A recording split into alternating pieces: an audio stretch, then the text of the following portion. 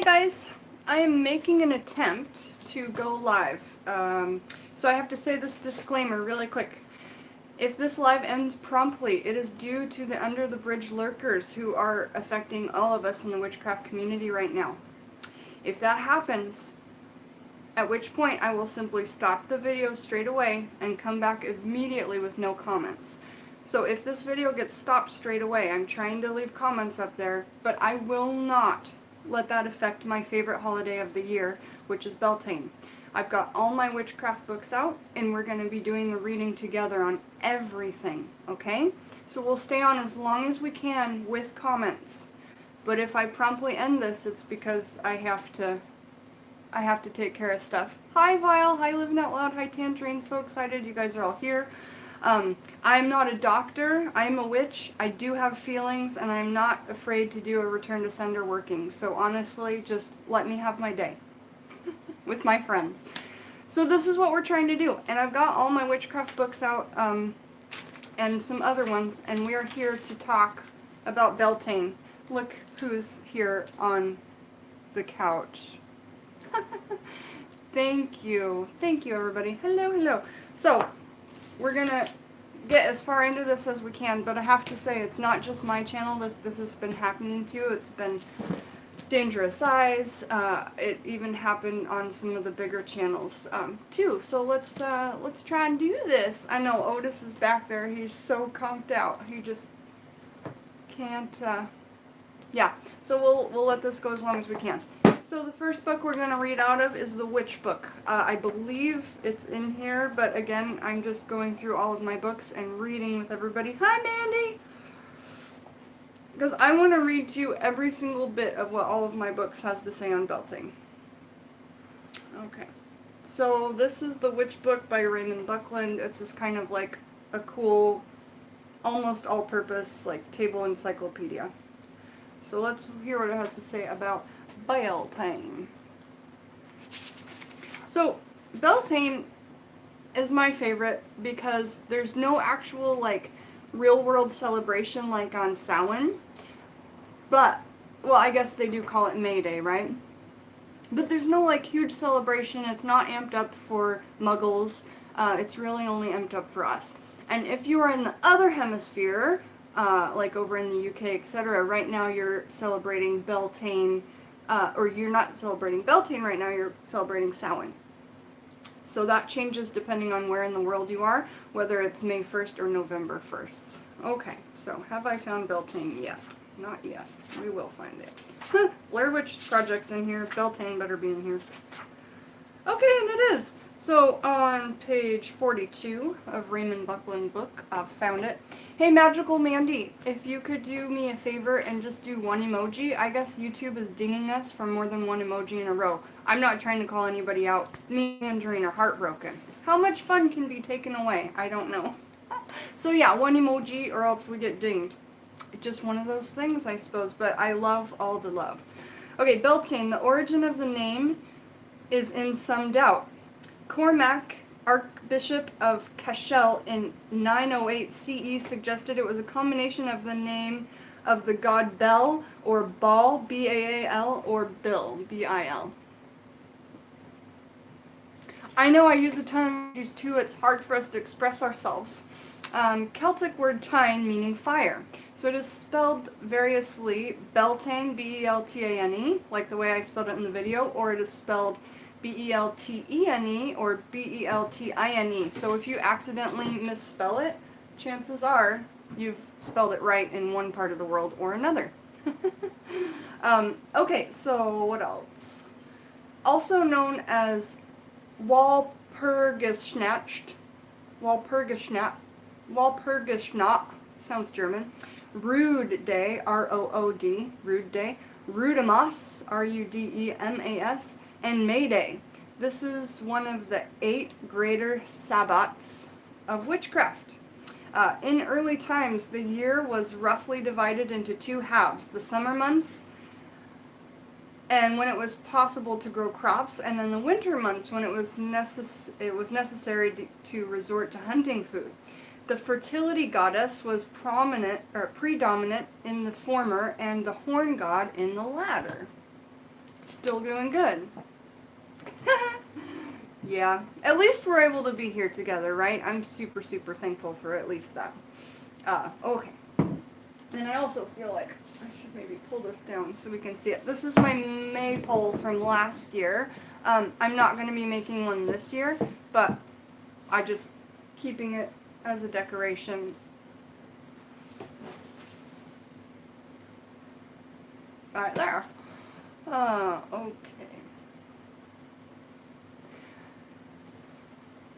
Okay, so let's see. In early times, we did that, right?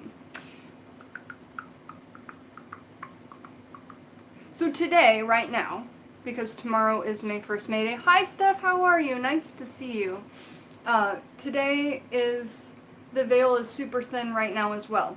And then tomorrow, May Day, or Beltane, the thinnest, and then the next day as well, very thin. So if you ever miss Beltane or Halloween on the day, it is perfectly accurate to sell it the day before or the day after or all three. And for me, it's all three. So my favorite 3 days of the year are today, tomorrow, and the next day. You've been obsessed with maypole since you were a little girl? That's awesome. Maples are great, and I'm sure we're going to get through the tradition of the maypole, but here's how I say it in my own words. You make a maypole, and on all these little strings, you write a different wish for the year to come. And then you take the strings and you dance around the maypole, twisting your wishes around the pole. Then you put the pole back in the garden. And at the... when do we supposed to burn it? I believe on Samhain you burn it. And then you burn it down into the garden and your wishes kind of go into the soil. Well, the fact that these are like really plastic type of ribbons, I didn't want to burn those and put those in my garden, but I couldn't afford like silk ribbons, obviously. But back in the day, they were silk ribbons, right? Okay, so, and when that happens, then your wishes can manifest by going into the ground, into the soil, and coming back up through the food that you eat. And I think that's a really beautiful tradition, if you ask me. So, the seasons changed at Beltane, May Eve, and Samhain, November Eve, which remain the two greatest of the Wiccan festivals. And that is, again, because the veil is the thinnest. Did you know on Halloween, the reason why people dress up is because the veil is thin, and Muggles even would recognize this and say, okay, so in order to outsmart the monsters that walk around and can be seen on this thinnest of the Veil of Days, we shall all dress like monstrous creatures as well. That way we won't be recognized by the monsters. What a cool tradition. I love that. Hi, honey, Owlet Moon, how are you? What's up, my witches? So right now we're reading a bit on Beltane and having a chat, and we're going to try and go through all of the books. My guess is that this video will come in a few different parts. Hi, Silver Willow, and the reason is because we've been having problems with Under the Bridge lurkers. But right now, we're good, so let's keep going. Hi, Mario! So Beltane was certainly the beginning of summer for the Celts. It was the second of their 4 festivals, after Imbolc on February Eve, and a time to placate the god of Belinos. This was done with gifts, rituals, and with offerings of cakes and severed heads. That's right, I read that right. Which the Celts believe could not plead with the god of the living. Okay, here's why that's weird, is because this very morning, I got an offering from Otis. He knows that he's not supposed to bring his offering indoors, but he is Otis B. Driftwood, and his namesake comes, that's right, from Rob Zombie's movies. So I cannot give this little boy a hard time for bringing me another decapitated bird. This morning it was a bird. Yes, 2 or 3 days ago it was a mouse. And as a joke, I just told him, okay, buddy, next time you bring me an offering, put it right under the table. Where was it? I woke up this morning, there was poor bird feathers everywhere, and my offering was right under the table. You can't make this stuff up. There are a lot of books piled up. These are all my books that have something or another to do with witchcraft. So, Like I say, this video might come in parts for a couple of different reasons. Okay, so I just love reading to you guys, though. It's super fun. Cattle were driven through the purifying smoke of ritual bale fires of oak and green yew for the health and fertility. The festival was associated with fertility, both animals and crops. And so why would it be important for animals to be fertile during this time? Well, we need the animals because that's our protein source, probably, during the old days. Okay, Bel, the word Bel, it translates to the bright one. Bye, Christina. Nice to see you. I'm really glad that you popped in. So Bel means the bright one, with sun-like qualities, although not actually a sun god according to the Faras. No, the Farars. Hi everybody, nice to see you. Okay, so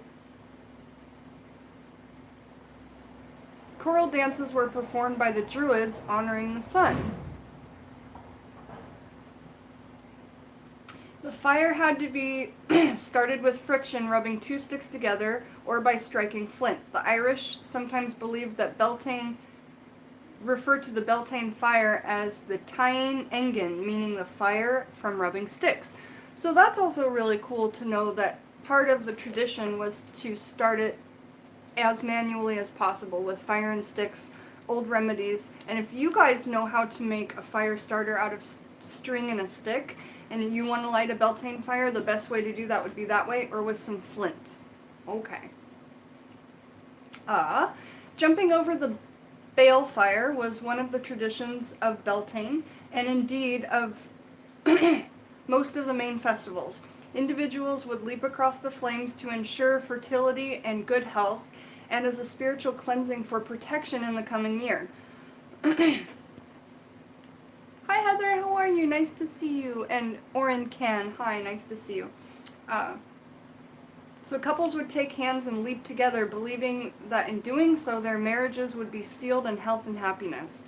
Cattle and sheep would be driven between two fires or through the ashes of one to keep the animals fertile. I thought you said let's have some butterfly tea, and I was like, butterfly tea is a really cute name though. Okay.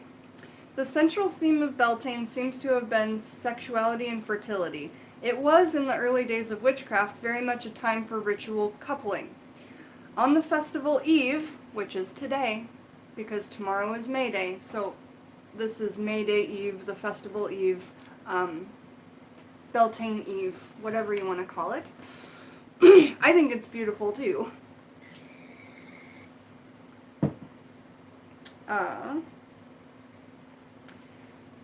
So on the festival eve, men and women would go out to search for flowers and green boughs, often staying out overnight. Philip Stubbs, the Puritan, commented, I have heard it credibly reported by men of great gravity, credit and reputation for that 40, 80 or 100 maids goying the wood our night. This is written in Old English, so it's difficult, or 1583 speak. Here have scarcely the third eye pair of them returned home again underfilled. The people's view is aptly summoned with the Rudyard's Kipling words, adopted by modern Wiccans as their May Eve chant, and sometimes sung as they danced around the Maypole. So this is the song that I'm referring to, the song that I'm going to quote right now. Oh, do not tell the priests of our rites, for they would call it sin. But we will be in the woods all night, a conjurin' summer in. That's really, really cute. I like that a lot.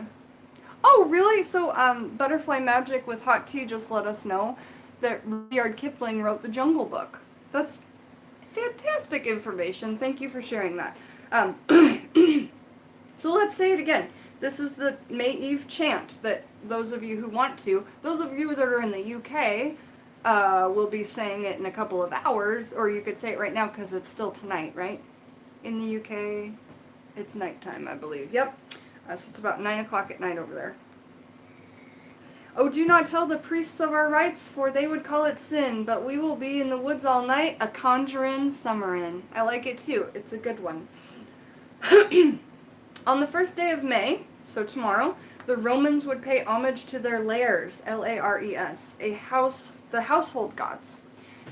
So, when I was in Texas, I realized that my most precious item to me in this world is my home and the things that reside in it, but the actual structure itself. And we honor our homes, we honor our houses, they protect us, they keep us safe, they give us rest, they cook our food, they do all of these things, but do we see it as an entity? Do we see it as an inanimate object? I don't know about you, but I do. But I don't see it as inanimate, I see it as animate. He was also a noble, I don't know that word, laureate? Okay, so trying to get back to the reading here. On the first day of May, the Romans would pay homage to the Lares, a household god. Homage was also paid to Maia, daughter of Atlas, and one of the Pleiades. By Zeus, Maia became mother of Hermes. She gave her name to the month of May. So that's where the name May comes from, is from M-A-I-A. Maya. The Druid calendar urges you to drink from a well before sunrise. Okay, you guys. Hi, Thomas! So, in my home, we only drink well water.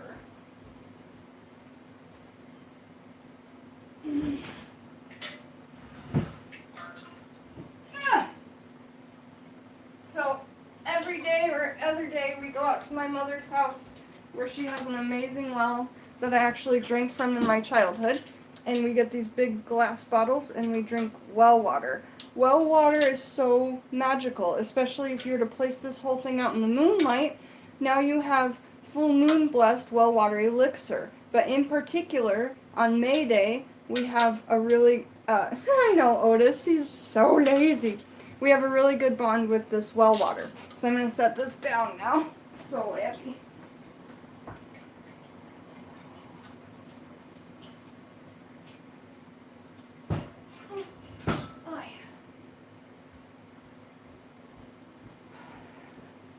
So well water is something amazing because it just lives below us all the time. I also find it super grounding, obviously because it lives in the earth. When I'm at my mother's and I drink well water out of the tap, it's just come from the earth, so that's actually amazing too. Hi Huntress of the Unknown, welcome and nice to see you. Alright. So well water, what were we saying about that? The Druid's calendar urges you to drink from a well before sunrise. Wash in the morning dew and adorn yourselves with greenery. The morning dew is also a really big thing. So on the morning of May Day, on the morning of May 1st, right as the sun comes up, and we'll be reading this from one of the other books because I've read it somewhere, I just can't remember what book. Collect as much May dew as you can that morning from May Day dew, because it should bring you luck the whole entire year through. If you're able to collect a good amount of that dew water, it should bring you luck the whole entire year through. Uncle Badger says there's a holy well not too far away from him. He's over in the UK. It's a little inconvenient for getting water, though. Also, I don't know how safe it is to drink. It's been used for about 1,300 years at least. See, let's say you don't drink the water, but you just use it for magical workings. Amazing. Or you could get some tested with a little test kit. You can get a water test kit online, and it will tell you if it's okay to drink, if it's suitable to drink. You could certainly do that. For me, yeah, I mean, I would probably just anoint myself with it rather than drink it, you know, or rub it onto my hands, my third eye, something like that. Especially the third eye, because the veil is so thin at that point, right? Okay. So drink from well before sunrise, wash in the morning dew, and adorn yourselves with the greenery. Watch the sun come up, dance around the maypole, and otherwise abandon yourself to the season. A woodland frolic, accumulating in indiscretion, is the order of the day. Washing in the early morning dew was a popular Beltane practice and was believed to make the bather more beautiful. Samuel Pepys, in his famous diary, refers to this practice. Many witches also gather dew to use in potions and spells. So that May Day morning dew that you gather for the year, how do you do the dew? You know, well, me, I try and get leaves, and then I just try to, like, touch leaves together until I have drops. Exactly. Yeah, go get some, Thomas, because it's really something. But if you don't want to, if you're having a hard time collecting it, because it's probably pretty difficult to collect, if you have a grass full of a yard full of dew, just take a ready, you know, cleansed glass jar, and then just touch all the tops of the blades of grass. Perhaps you'll come out with a few drops in there. But for me, I like to go out and just rub it all over myself. I've never actually gotten enough to keep it. Morning, Jay. We're all doing really good. We're talking about Beltane, which is the, you know, Halloween, Jay? Okay, Halloween is also called Samhain in what we do. And the other half of the year from Samhain is Beltane. So the veil is super thin where you can see the spirit world on Halloween. It's also super thin today.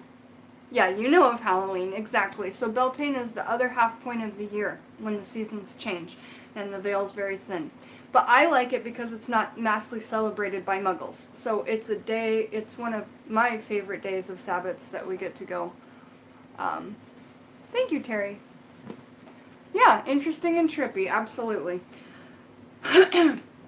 So it says the hawthorn was associated with Beltane. Hawthorn is a type of tree that has leaves, so we use both of those in our magic. Uncle Badger says, wipe a clean cloth through the dew and then squeeze it into a pot. So I thought of that too, Thomas, but I don't probably have enough dew, because, like, it would just leave the cloth damp. But honestly, if you have loads of time and a small cloth, it might work. I'd love to see videos on dew collections as well.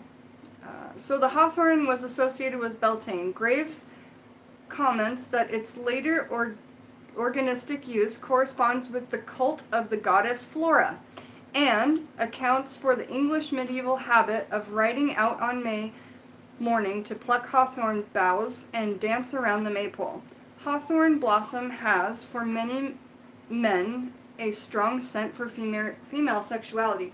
So the fact that Beltane is all about fertility and, you know, new growth and spring coming in and, you know, all of this happening. Hi, Dark Pool. What was I going to say? Oh, right. So hawthorn blossom has for many men a strong scent for female sexuality. So if a female smells the hawthorn blossom on a man, that would be something that would draw a woman to him. And Butterfly Magic with Hot Tea says the collected dew might evaporate quickly or turn rancid. Maybe you could keep it in a special cloth. See, and then those types of waters I keep in the freezer, right? I have a freezer just for witchcraft. It has, you know, feathers, bones, all kinds of things that you don't want your food to touch. So, yeah, just make sure we keep those things separate. And the freezer is a good way to preserve it for as long as possible. So that's the information we got out of the first book, okay? Now, we've got a jillion books to go through. This video is going to go on until either we're done or until what was said in the disclaimer happens. But, you know, there's a good chance that that won't happen because we have a lot of good people here right now. So Beltane, and right now I'm looking in this book. This is by Raven G, and I'm not a super fan of her writing, but I still think that research is research and it's all relative. Okay, so I've done a video on all my books, Butterfly, and if you search Taxidermy Witch in books, I've gone through each of these books and told you guys all about them. Uncle Badger says Derby has a headless cross. It had been that way for at least 400 years, and the Black Sabbath song Headless Cross comes into my mind every time I see it. I bet. Yeah, I just did a, and I've probably only gotten like 3 new books since I did the whole book list, but I have all of these that I've gone through for you guys. So let's see if we can find Beltane in here.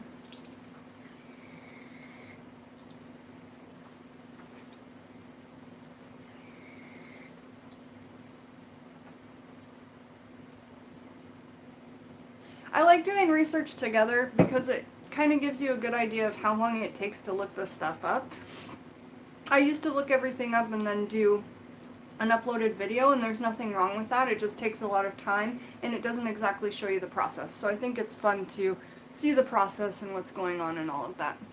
Oh, I just love Black Sabbath, especially on vinyl, Jay. Sometime when we hang out, if we ever get to, you, me, and Steph, and your other friends, and Alex, it would be so fun to listen to some Black Sabbath on vinyl together. Alright, so Beltane. Oh, Rosebud, you slipped? Are you okay? Got cats slipping all over the place. So no, yeah, she does, okay. So under her book, she also has the other word that it's commonly called, which is good. The rude moss. Oh my gosh, Rosebud is chasing a fly. She's a very cute cat. Okay, Beltane or Rude Moss is an ancient Celtic celebration of the return of life and fertility to a world that has passed through the winter season. It is the third of the 4 great Celtic fire festivals of the year: Beltane, Imbolc, Languishad, and Samhain. I don't know how to pronounce them all right, I'm sorry. Beltane was traditionally celebrated at the end of April. In modern Wicca or witchcraft, many traditions celebrate Beltane on May 1 or May Eve, which is the last day of April. Along with its counterpart of Samhain, being exactly 6 months reverse, Beltane divided the Celtic year into its 2 primary seasons, winter and summer. Beltane marked the beginning of summer's half and the pastoral growing season. Bye, Tangerine. Love ya. Hello and goodbye, Tangerine. The word Beltane literally means bright fire and refers to the bonfires lit during its season. Okay. Here's my one criticism about Raven G and her writing, and this is really kind of following in line with what people have told me. Be careful when you read this. She seems to write everything as though it's fact. For instance, most of the other books will tell you Beltane could mean this or could mean this, and in this origin of the world it means this, and this one she says, and to make it kind of sound like fact, the word Beltane literally means bright fire. Okay. So that's just kind of how I feel on that. In ancient times, Beltane heralded the approach of summer and the promise of fullness. Herds of cattle were ritually driven between 2 bonfires as an act of purification and protection. This was believed to ensure that their safety and fertility throughout the remainder of the year. The fire celebrated the warmth of the sun and its power to return life and fruitfulness to the soil. Many modern Wicca or witches believed that the Beltane festival was held in honor of the god Bel. In some modern traditions, he is also known by the name Beli, Balar, Balor, or Belinus. Authors Janet and Stuart Farrer point out that some people have suggested Bel is the Bryolithic Celt equivalent of the god Kronos, the horn god.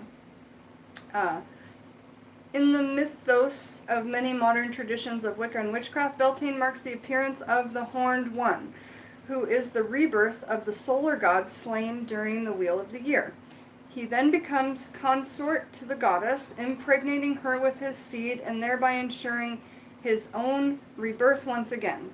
And then they're also in this book they talk about May Day and Maypole. So I feel like we should go to those sections and read about them. Mayday and Maypole.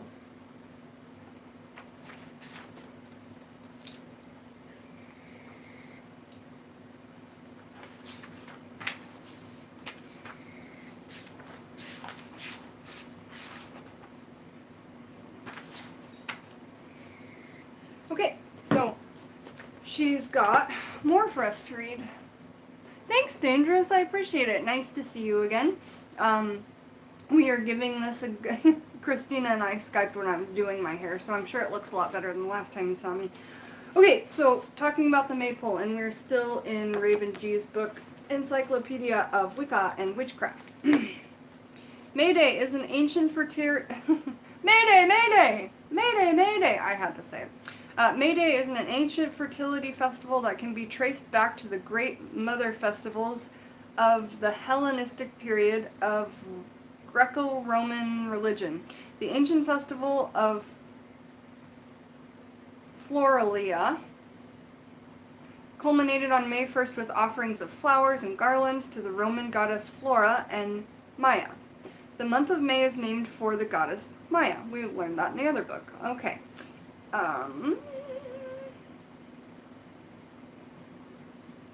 Okay.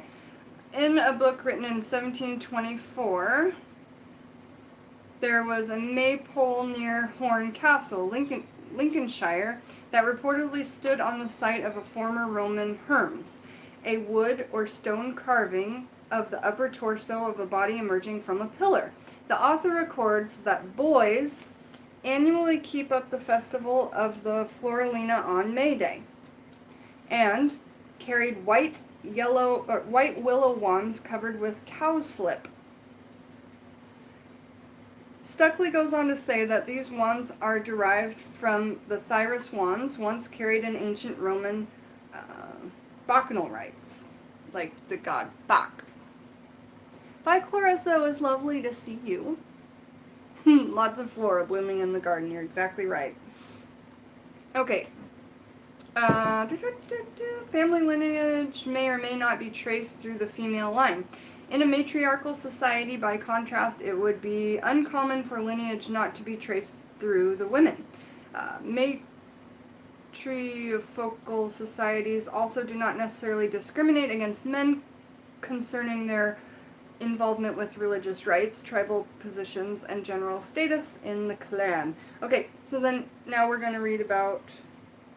Oh, that was different. Maypole is a tall pole. This is my Maypole from last year. And they can be very, very, very, very, very big, like 20 feet tall, which would be kind of appropriate if you were going to have a bunch of people holding onto these and running around spinning them with the words on them. Mine is like 4 feet tall or something like that. And so I've just kind of got one of those cones from the craft store, a round cone, and I stuck a dowel in the middle of it, like a wooden dowel from Home Depot, and then I just put a bunch of ribbons and stuff on it. Looks beautiful. There it is. Stay there, you. Alright, Maypole is a tall pole garland with greenery or flowers and often hung with ribbons that are woven into complex patterns by a group of dancers. Such performances are the echoes of ancient dances around a living tree as a part of spring rites designed to ensure fertility. So, in this, it's trying to suggest, and this is a great idea, that you get a living tree and you put, hi Hennessy, and you put all of these different garlands around them, around a living tree. I really like that idea, because you're actually spinning it around some life rather than what used to be life. Okay, so Maypole.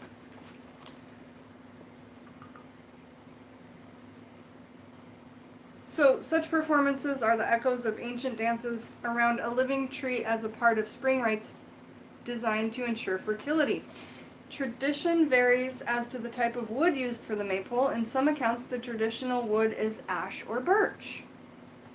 In others, it is cypress or elm. The Maypole is traceable to a figure known as the Hermes, or the Hormai, that was placed at the crossroads through the Roman Empire. A Hermes is a pillar-like figure sporting the upper torso of a god or spirit. The Hermes is a symbol of fertility and often included an erect penis protruding from the pillar. Again, fertility, you guys. The earliest Hermes was simply woven columns upon which a ritual mask was hung. In time, to reduce their replacement costs, the Romans began making the Hermes from stone instead of wood. In May, the Hermes was adorned with flowers and greenery, and sacred offerings were placed before it. These and other elements of ancient Italian paganism were carried by the Romans throughout most of continental Europe and into the British Isles. And there's also a whole section on Hermes in here. So, really great information on May Day, Maypole, Beltane, all of that in this book. There's a lot of stuff in there, I've got to say. Alright, now let's go on to...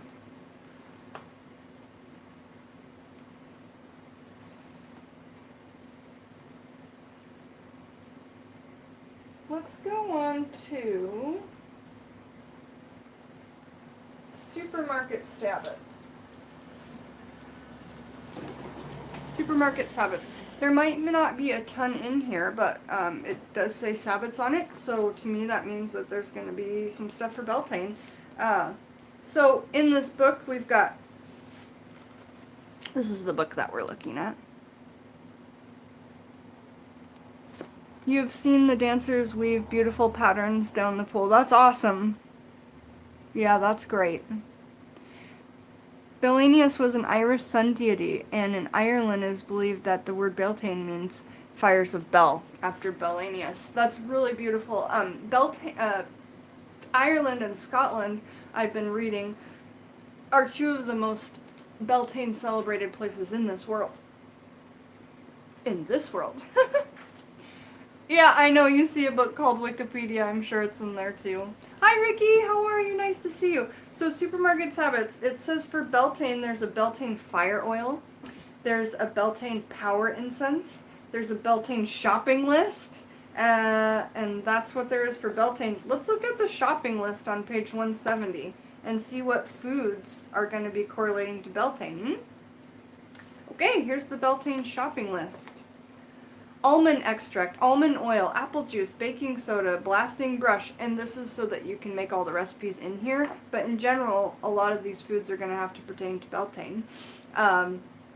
Basting brush, broom, butter, candles, or green candles, cheese, cheesecloth, chili flakes, cinnamon, cloves, club soda, coriander, curry powder, dustpan, eggs, Epsom salt, fennel, flax seeds, frying pan, garlic, grape juice, white, marjoram, mason jars, milk, mint extract, mushrooms, fresh and dried, oat bread, olive oil, onion powder, yellow onion, oregano, paper, paprika, pen, black pepper, peppermint tea, plate, potatoes, radish greens, red thread or twine, rosemary, salt, rosebud, sea salt, shortening, vegetable skewers, spice bottle empty, strawberry jam, 100% fruit, vanilla extract, and red wine. So, since that wasn't super interesting, let's read the Beltane fire oil.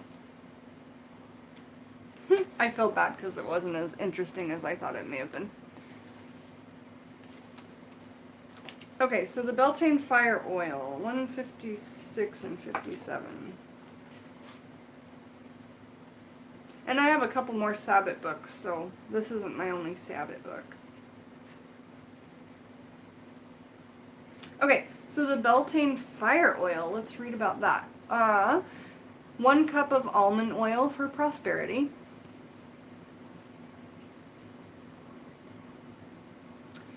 1 tablespoon of chili flakes for passion, and 1 tablespoon of paprika, the magical enhancer. Sprinkle the chili flakes with paprika in a pot and cover with the oil. Warm the oil over low heat just until you can smell it. Be careful with this one as the aroma can be irritating. Remove from heat and allow to cool. Charge the oil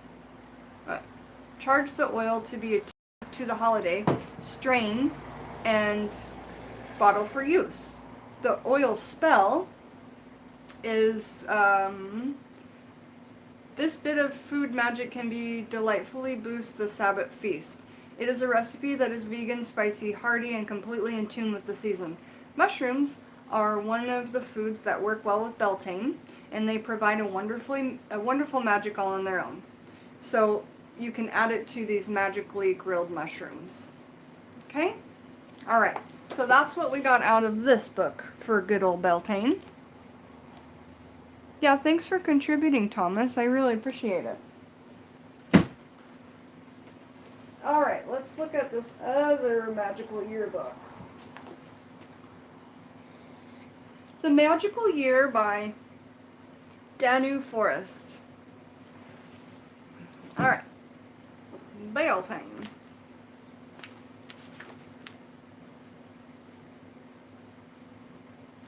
Okay, so Beltane's going to pop up a lot for us, but in particular it's page 84 through 119 is the bulk of it.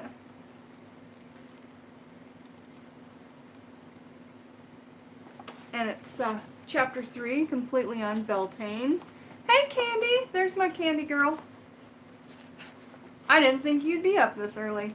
So there's loads to read in here. I'm going to start reading. Oh my, there's so much in here. Let me tell you what's going to be in here so that you know what you have to look forward to, okay? We're going to talk about Northern and Southern Hemisphere Beltane. We're going to talk about the Celtic Wheel of the Year. We're going to be talking about the Sacred Union of... Hold on, I have cats in my room. I have to go get the cats out of my room. Hey, Chloe! You're not supposed to be in there, darling. Come on, kitties. Come on out there. Who else is in here? Why are you guys in here? Hey! It's not a super smart idea to go in there. There's stuff on the ground that could be harmful to kitties. Clois.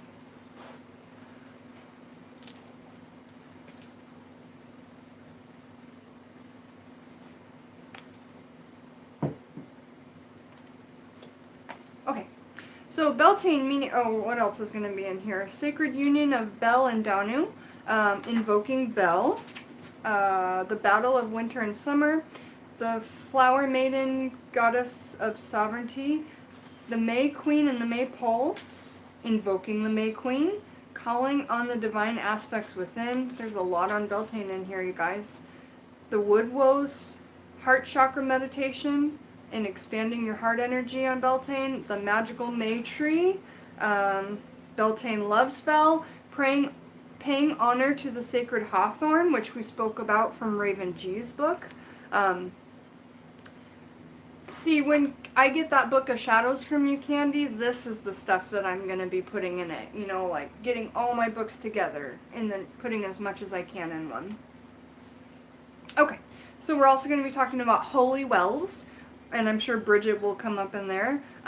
Beltane Love Spell, the Abi Os. It's a May Day festival type thing. Honoring the Gift of Water, a Beltane chant, Celtic star lore at Beltane, Beltane stellar meditation. Oh, there's a lot in here. Garden magic at Beltane, Beltane crafts, Sow a Mini Meadow, the Maypole, flower and leaf. So much in here, y'all. I feel like we should save this book for toward the end because there's so much reading. The Abios, you've heard of it, Thomas? Yeah, but the thing is if we hug each other's channels now, when you get your channel started, people will already be hugged you, so that's great. Hug you. Are the Morris dancers the Maypole dancers you're thinking of? I'm not sure, but we'll get some more reading done. If you have the chance to light a small bonfire, even a little cauldron, save the ashes, guys. Beltane bonfire ashes are very protective and potent.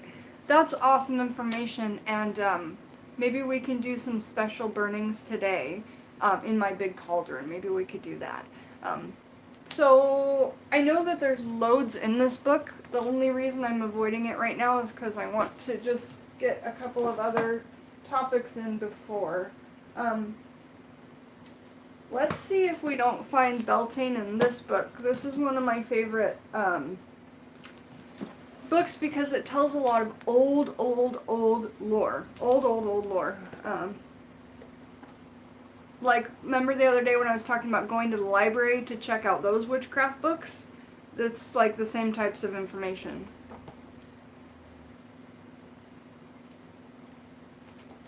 Maybe it's not going to be in here. Beltane.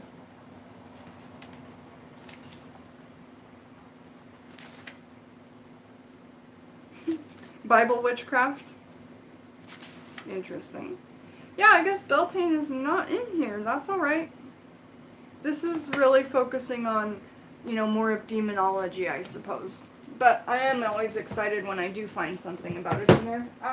Okay, Wheel of the Year. Here. Alright, so these are the Junie and Knock books, The Modern Witchcraft Guide to the Wheel of the Year. And, Beltane. There's probably going to be loads in here as well, because this book is focused on sabbats and the Wheel of the Year. So yeah, and they're all over the map. They're not just in one chapter, so that's going to be kind of hard. So they have like astrological influences, beauty spell, celestial events, correspondence table for, crafts during, the definition of, description of, explanation of, festival of, fire of, holy wells and, love spells, maypoles, meditations, names for, and the sabbats table. So I'm just going to set that to the side since it's not in a chapter all of its own. And I do want to look at my very favorite book and see what we can find on Beltane. Okay, now, I do believe there's a table of contents in the back, but I don't know if it will be talking about that. Shoot. Nope. Oh, Scotty. Why didn't you put an index in that book? We're done with those. I mean, I guess we could see what this says, Thomas, if you want me to, since you pointed it out. Let's see what Wikipedia says about Beltane.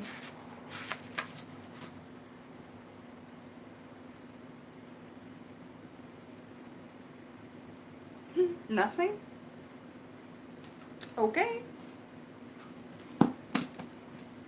Awesome. So, let's just say...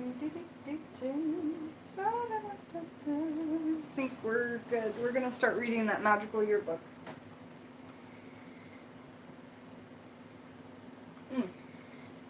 So, these two books, which are actually the same book,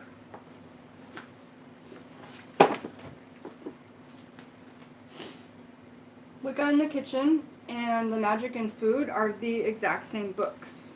I don't know why on earth they didn't call this The Magic in Food Updated, but I bought them both and then it turns out they're the same. So we'll be going through these books to look for Beltane and see what we can find on some foods.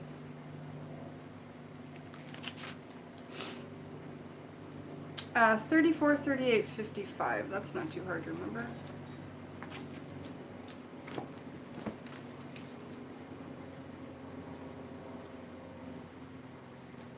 Oh. Hi Terry, how are you? Welcome to the chat. So 34, 38. Festival foods.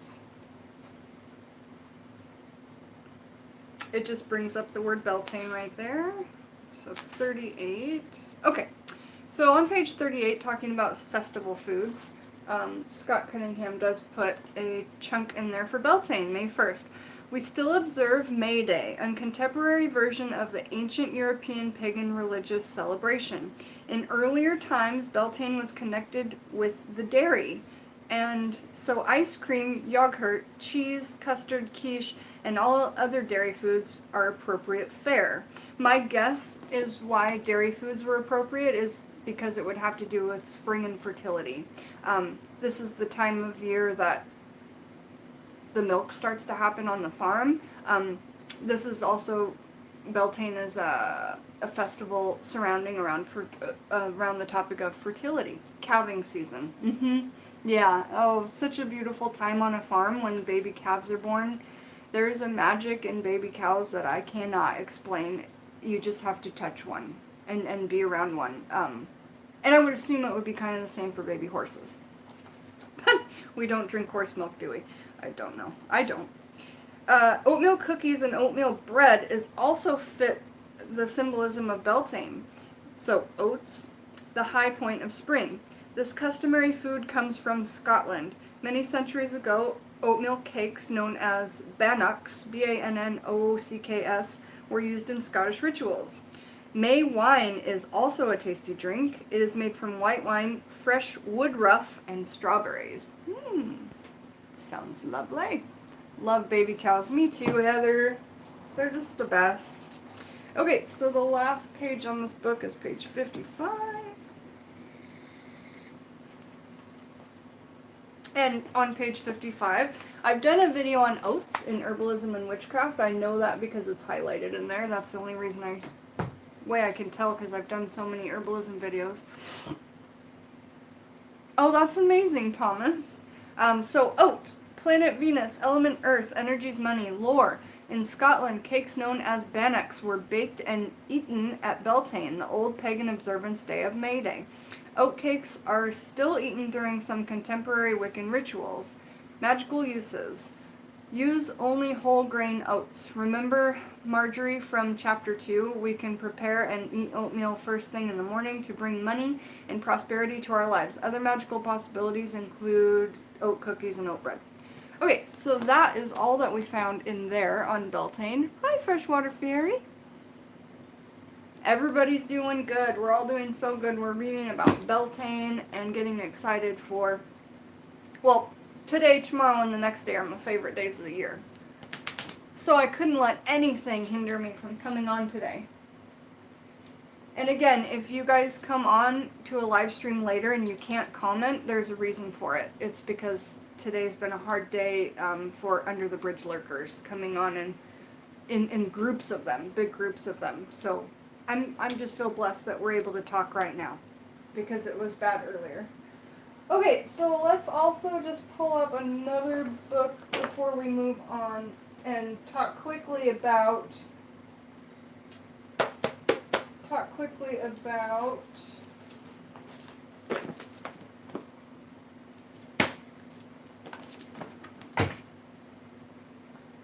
Wicca, which I don't know a ton about Wicca, but Scott Cunningham does. And this is his basic, like, Wicca solitary guide for the practitioner. And I just want to tell you if it does. So there's section under Sabbats, page 63 to 64. Sabbats is the magical word for holidays, word for meaning magical celebration days. And Beltane, page 63 and 66. There's lore, there's foods of, and rituals. So let's read the lore of Beltane on page 135. Yeah, I like that. It's a good amount of information there. So, we're in this book, and this is the old version. So, a lot of you probably have a green and black one. It's the same exact book, okay? We've got a bit on Beltane in there, so let's go ahead. Beltane, and it says in parentheses below it, April 30th, you guys. So, yes, May Day is May 1st, but a majority of the celebration is happening today and tomorrow. If possible, celebrate Beltane in a forest or near a living tree. My favorite tree is right out in my yard, and I might do some special tyings of some ribbons today out there because that sounds really nice.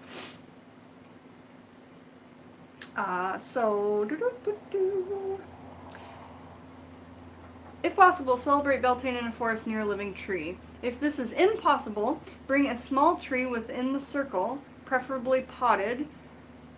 It can be any type of tree. Create a small token or charm in honor of the wedding of the goddess and the god to hang upon the tree. So it's like making a little Christmas ornament, but it would be like an anniversary gift. A spiritual anniversary. I love that. That's super cute. You can make several if you desire. These tokens can be bags filled with fragrant flowers, strings of beads, carvings, flower garlands, whatever your talents and imagination can conjure. Okay. Arrange the altar, light the candles, and censer, that's the thing that holds your incense, and cast the circle of stones. Recite the blessing chants, the blessing chant. Invoke the goddess and god. Stand before the altar and say with wand upraised.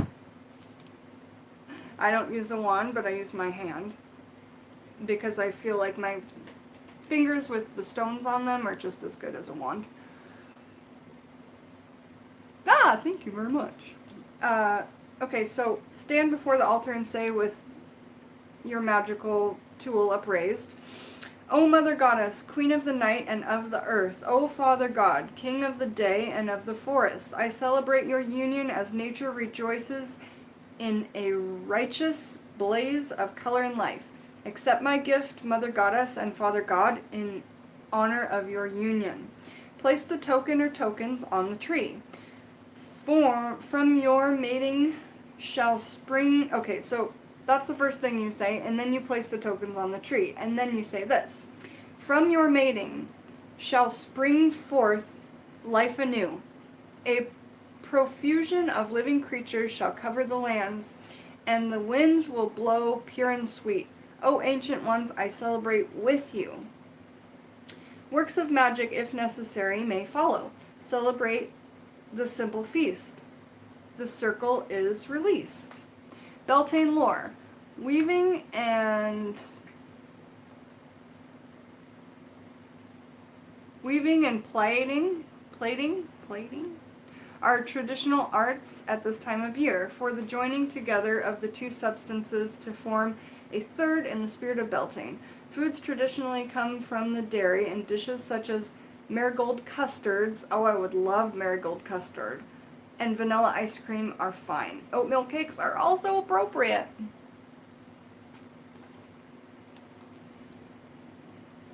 You tied ribbons on the tree in your fairy garden today. That's so cool, Silver Willow. I love that. In a holly tree, your favorite trees. Holly trees are really great, especially for magics. So that's what we got out of Scott Cunningham's first book on Wicca. He has two, but this is the green and black book usually, but this is the old version. So we got that.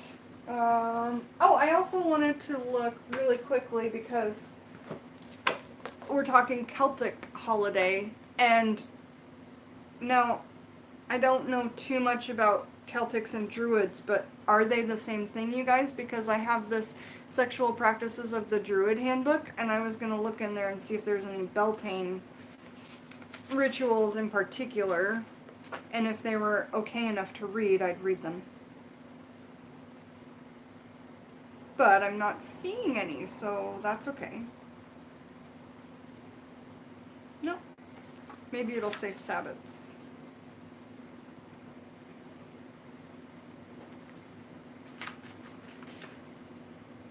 Nope. It was worth a shot. Yeah, I think that they're different too, Druid and Celtic, but they're similar in my mind for some reason. I'm just not sure why. Okay, the next book I want to look into is this book to see if we can find anything on Beltane in here. Flapjacks. Druid is the magical class, and Celts are the people who live there. Thank you, Freshwater Fairies. I really appreciate that very, very much. So we're going to see if there's some moonspell magic for Beltane in here. Oh yeah, this book has no glossary. Okay. So if I ever become an author, I'm going to make sure that my index, my glossary, is like so on point it's ridiculous. Because one thing that drives me nuts is books without indexes or glossaries or whatever you want to say. And then if that's the case, you better have a good table of contents, you know? A good one. Okay, so we'll go on to over here and just start reading all of this massive stuff in this book, The Magical Year. And then, so Uncle Badger said, yes, druids are basically as you thought. I want to, looking into it more, druids got pushed back into the Wales with the Celts. Oh, okay. Into Wales, yes. Okay, so we one more book to check, to see if there's anything on Beltane. My newer book, The Witch's Ointment, A Secret History of Psychedelic Magic. Let's see if there's anything on Beltane in here.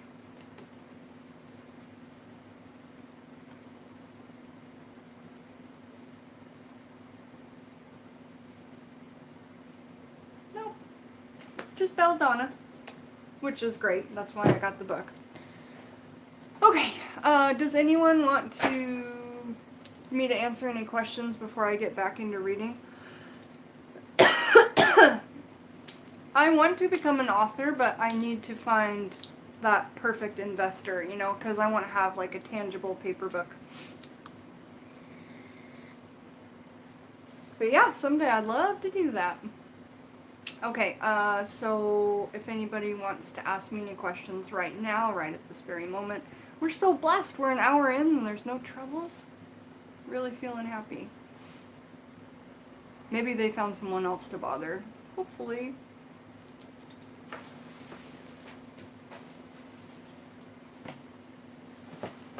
That's pretty.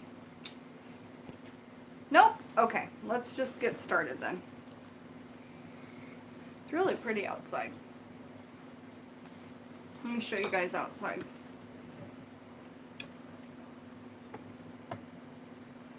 Isn't it nice?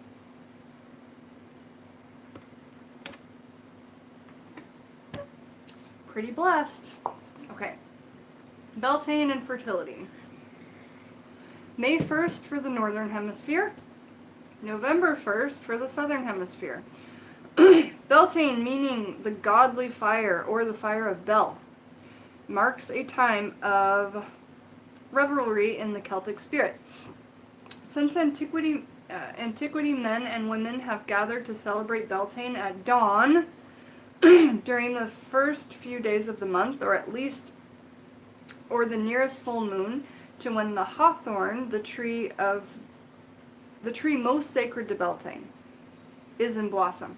Okay, so we're learning that this Hawthorn tree is coming up over and over as a sacred tree to Beltane.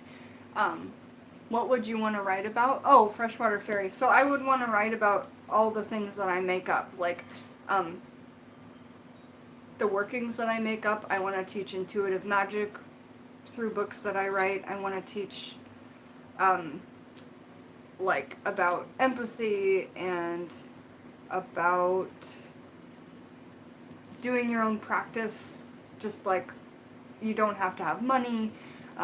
For instance, one of the things I do is I get a bag of grapes and I dry the grapes on the vine in my dehydrator, and then I use those for gossip removal workings, because you know that song in the 80s by the California Raisins called I Heard It Through the Grapevine? You know, that phrase, through the grapevine, refers to gossip. You know, I heard it through the grapevine. So if you remove the people from the vine, the grapes are the people, then they can no longer gossip about you. So there's just a lot of things that I've put together in my head, because I try and collect everything, no matter whether it comes up in this or any of my other books. And if it doesn't come up in any of my other books, then I figure out intuitively how I'll use it. And so I'll send it to my friends, like Maddie. I sent him Grapes on the Vine. I sent him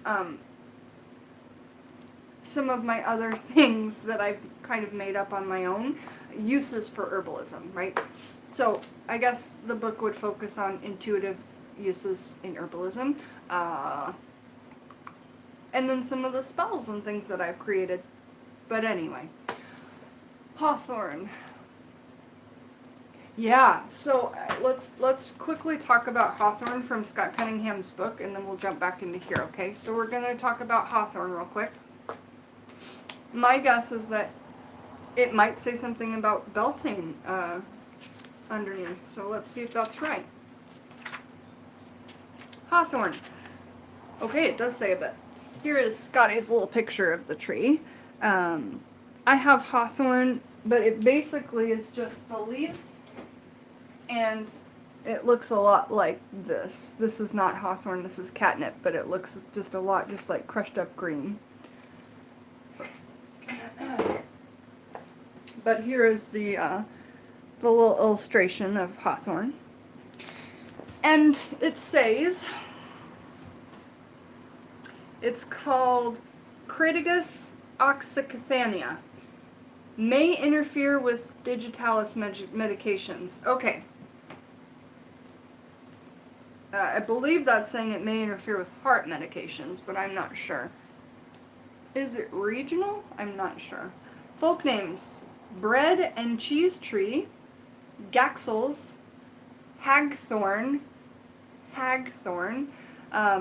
halves, haw, hazels, hoth, lady's meat, May blossom, May bush, Mayflower, quick, thorn, and tree of chastity.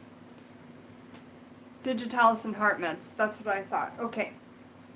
So hawthorn may affect heart medications, and another one that may affect heart medications and almost always does throw them off is grapefruit. So if you guys are taking any kind of heart medications, again, I'm not a doctor, I'm not a naturopath, I just have a lovely naturopath and a load of books that I share the information with. You should really avoid hawthorn and grapefruit, and there's probably some other ones if you take any kind of heart medication. Butterfly Magic with hot tea says, also be careful with jasmine tea, it can also accelerate heart rate. Thank you, good to know. Okay, so the gender of hawthorn is masculine. The planet is Mars. The element is fire. Element is fire makes a lot of sense, as Beltane is one of those fire sabbats, right? Deities: Cardia, Flora, and Hymen. I didn't know that Hymen was a deity. Powers: fertility, chastity, fishing magic, and happiness. Oh! I didn't know that Raven G was a man or a woman. Sorry that I said she. I'll have to look that up a little bit further. I planted 2 Mayhaw trees. They're in the Hawthorn family. That's amazing, Heather. I would love to see some pictures of that. Okay, so the powers are fertility, chastity, fishing magic, and happiness. Ritual uses. Hawthorn was once used to decorate maypoles. Okay. At one time, hawthorns were believed to be witches who had transformed themselves into trees. That is such a cool bit of information, because now it kind of falls in my category with mandrake root and rose of Jericho, a plant that either was human or thrives to be human. Now this one is a witch that's turned herself into a tree. That's the lore, at least. That's absolutely fantastic. So, once used to decorate maypoles, at one time hawthorns were believed to be witches who had transformed themselves into trees. Witches have long danced and performed their rites beneath the thorn. Magical uses. Hawthorn has long been used to increase fertility because of its power, and it's incorporated. Because of this power, it is incorporated into weddings, especially those performed in the spring. Oh, I'm really sorry to hear that Raven died last month. And I really appreciate you putting the birth in. Pittsburgh is such a cool place. Hey, Butterfly Magic with hot tea, I really appreciate that. Thank you. Thanks, Gail. Hawthorn has long been used to increase fertility. Because of this power, it is incorporated into weddings, especially those performed during the spring. The leaves, curiously enough, are also used to enforce or maintain chastity or celibacy. The leaves are placed beneath the mattress or around the bedroom for this purpose. Carried in a sachet on a fishing trip, hawthorn ensures a good catch, and worn or carried, it promotes happiness in the troubled, depressed, or sad. Hawthorn protects against lightning, and in the house which it resides, no evil ghost may enter. It is also powerful for protecting against damage to the house from storms. The Romans placed hawthorn in cradles to guard the child from evil spirits. In the past, most witches' gardens contained at least one hawthorn hedge. The hawthorn is sacred to the fairy and is part of the tree fairy tirade of Britain: oak, ash, and thorn. And where all three grows together, it is said one will see many fairies. So, somehow, when we get our place in Texas, I'm going to find a way to get an oak tree, an ash tree, and a hawthorn tree, and then perhaps build a little fairy garden around those trees. I think that that will be so fun for a long-term goal.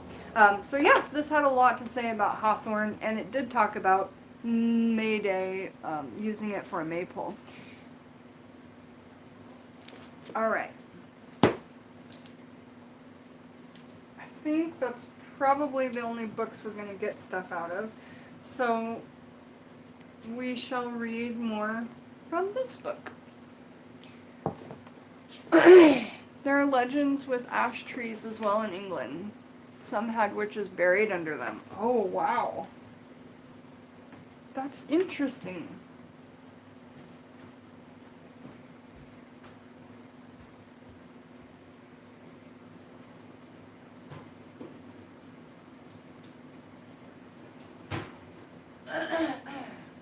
So pretty outside. If it wasn't cold, I would take us out there. But it is a bit cold right now. I have to clean my screen. Sorry. There we go. Okay, so let's see. Ash is also the most favorable wood for making ruins from. Is it? That's probably the only form of divination that I don't have yet, is a set of ruins. I want to make my own. Okay, so we're reading The Magical Year by Danu Frost, the book that we've been putting off for a bit and waiting because it looks to be packed full of information. Beltane, meaning the goodly fire, or the fire of Bel, marks a time of reverie in the Celtic spirit. Since antiquity... Wait, we already started reading this. Oh, right, we were talking about hawthorn. The hawthorn, the tree most sacred at Beltane, is in blossom. Its importance is such that May Day remains a festival throughout Britain and much of Europe. It is a time when the Fey realms interact with us all, granting wishes and playing tricks. It is also the time when the god and the goddess are wed, issuing in a time of increased fertility and the promise of summer ahead. In the Celtic Wheel of the Year, Beltane is one of the cross-quarter or fire festivals. Associated with the direction of the southeast, the bright morning of the year, after the dawn of the equinox, is a time of life, the great wild greening of the earth. During Beltane, we can use the fresh energy of the earth's force to energize and inspire us, to discover where our passions lie and what make us feel so truly alive at this time. Self-reflection, for me, is one of the biggest parts of these 3 days that come up. I really like to take this time to do shadow work, to work within, self-love workings, things like that, so that you can do just this. During Beltane, we can use the fresh energy of the Earth's life force to energize and inspire us, to discover where our passions lie and what makes us feel truly alive at this time. And then it says to the side some key themes. Cross-quarter is virility and sacred union. Celebrating and honoring fertility, action of opposites, beauty, love, sexuality, physicality, sensuality, sovereignty, and wildness. I love the idea of bottle cap ruins. Oh, what? Yeah, I definitely want a set. That's amazing. I love that, Thomas. Thank you. So now the next page is on Sacred Union of Bel and Danu. Okay, so we're going to be reading about that sacred union that is what we're celebrating, Beltane.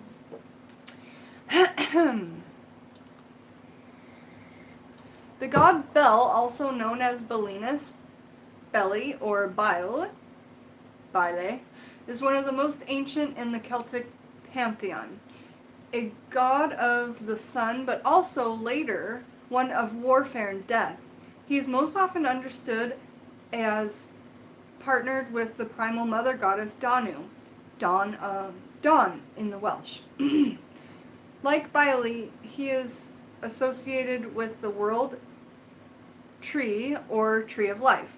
In Celtic times, the Druids held certain trees as of special significance and would honor the largest or oldest tree in the area, usually an oak or a yew, as a living world tree. Later in Celto-Roman times, this idea was expressed in the juniper columns, carved stone pillars topped by a statue of the god Jupiter. I think I said juniper, I meant Jupiter columns. Carved stone pillars topped by a statue of the god Jupiter, and often decorated with oak leaves, which represented the union of heaven and earth. I wanted to say something, but I forget what it was. Oh, sequoia trees. Have you guys seen the amazing giant sequoia trees that happen in California? And they're like thousands of years old, and they're the bases of the tree you can drive cars through because they like have done up this thing. And then you find them in Yosemite Park, perhaps in California, but I know in Yosemite. So these giant sequoia trees probably something really magical to celebrate Beltane around, if you were going for the biggest tree in the area. Okay, Belinius was worshipped all across the continent, particularly in France, Australia, and Italy, as well as in Ireland, Wales, and some scholars believed he can be traced back to the Phoenician god Baal, which means Lord, while Bel is in Gaelic means bright. So Baal, B-A-A-L, means Lord in Gaelic, and Bel with one L in Gaelic means bright. However, the goddess Danu is even older, mentioned as already ancient in the Indian Vedas, which are blessed on an oral tradition that dates back 10,000 BCE. Danu means both knowledge and river. Danu, that's so beautiful, a river of knowledge. Gorgeous trees, the sequoia, huh? So Danu means both knowledge and river, and is sometimes interpreted as meaning moist or fertile earth, the place where the water meets the land, known as a goddess of primal birth waters and of the attaining of wisdom throughout knowledge and skill. She is the mother of the Irish gods, the Tathutha Di Da'an. They are traditionally said to have arrived in Ireland on May 1st. So the Belinus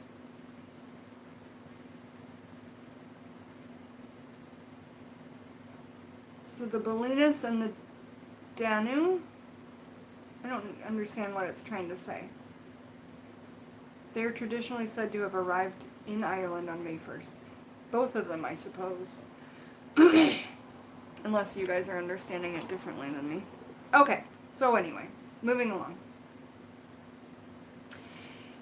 They are traditionally said to have arrived in Ireland on the 1st of May and honored their father Bel by lighting the first Beltane fires when they burned their ships at dawn. Later, the Druids would reenact this story by lighting Beltane fires across the land, over which men and women would jump to ensure their fertility.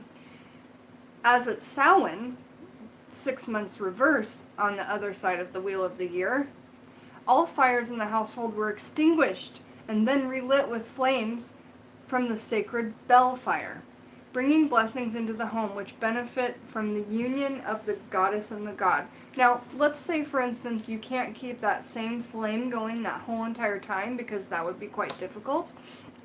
One thing that you can do, and it's kind of like thinking back onto the Yule log, Yule, Y-U-L-E, you can save some of the ashes or some of the, I'll go get it and show you.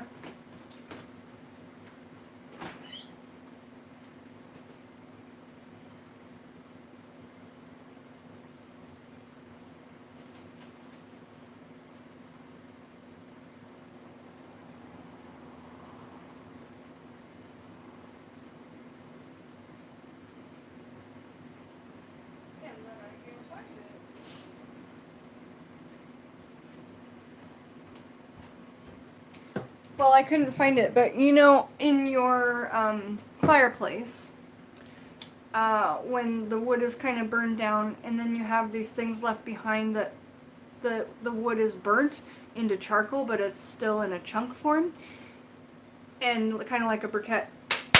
Rosebud, get out of my room.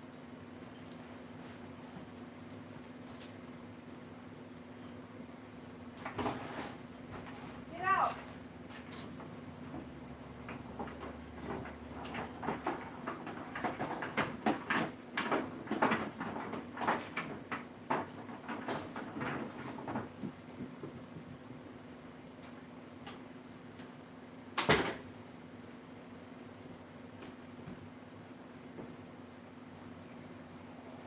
Okay. My apologies. I can't. The only cat I can trust in my room is Otis because he doesn't get into stuff. But the other cats go under the bed, and under the bed I have like stuff that could harm my kitties because, you know. So I have to make sure that they're okay. My apologies. Okay. So where are we? Later, the Druids would reenact this story by lighting Beltane fires across the land, over which men and women would jump to ensure their fertility. As at Samhain, all fires in the household were extinguished and then relit with flames from the sacred bell fire. So you can use those charcoals from a different sabbat if you can't keep that fire lit over months and months of time, so that you still have the connection of the fire one with the other. Bringing blessings into the home which benefited from the union of the god and the goddess. Oh, look at this lovely illustration. So in honoring the festival of Beltane, we draw this fresh, virile energy into our lives that at a time when, according to Irish myth, the gods arrived in the mortal world, literally infusing physical matter with divinity. At Beltane, we can reinvigorate our lives with this divine current. We can also tune into this time of duality and sacred union to honor our hearts as the romantic and sexual energies in our lives. Now the next section is called Invoking Bel.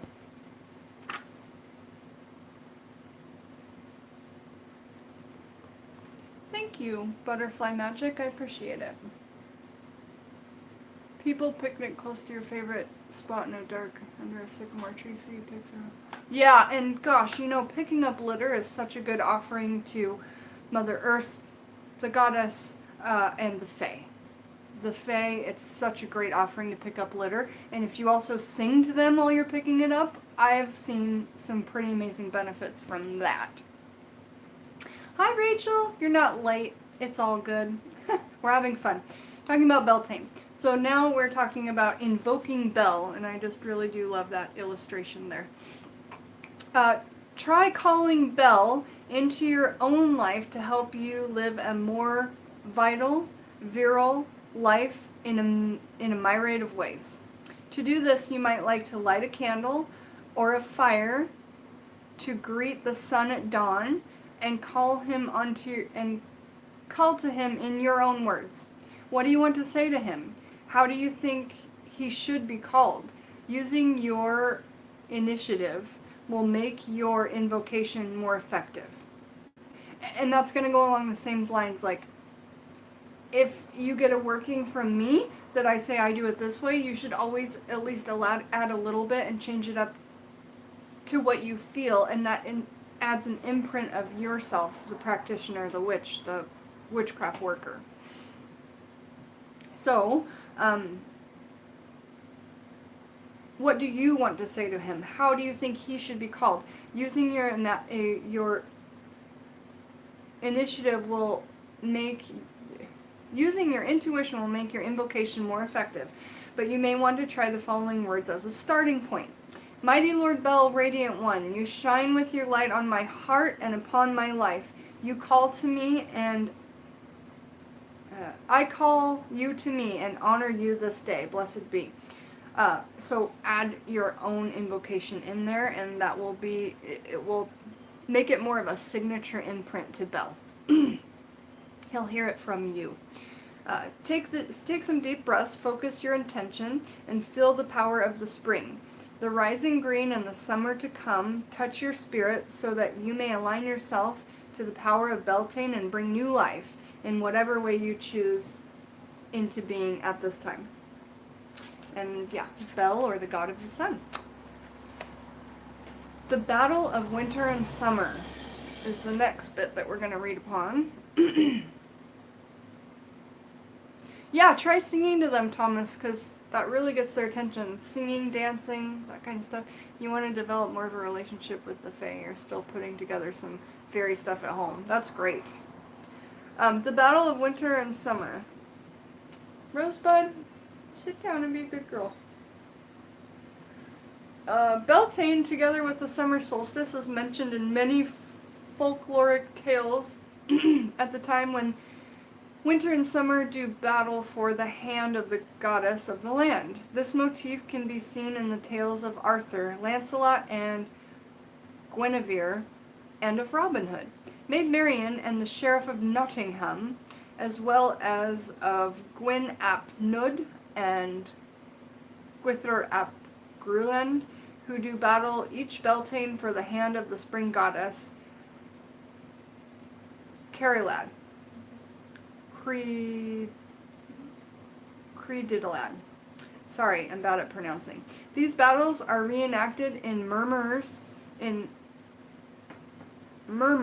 plays, and at May Day celebrations across Britain, held like Beltane on May 1st. This popular celebration is a later British and Northern European festival and traditionally includes Morris dancing. Can someone look up what Morris dancing is? I did make this Maypole last year. It's pretty tattered after the time it's spent outside. See, some of the roses fell off and stuff, but I just did some... See, I even did the same color stick pins so that you wouldn't see pink, red, all the colors stick pins. And then it's just on like a foam, gardening foam, and I glued the dowel into the thing. And so yeah, that's what it is. Thanks, you guys. I posted, if you guys do the Witchins and Pagans Amino app, last year I posted how to do the Maypole thing, but that was before I started my YouTube videos, and I'm about to hit my year on YouTube, so that's really exciting. We'll do something fun for the anniversary of the channel. I'm not sure what. And I don't know exactly what day I started, but I think there's a way I can figure it out. Anyway.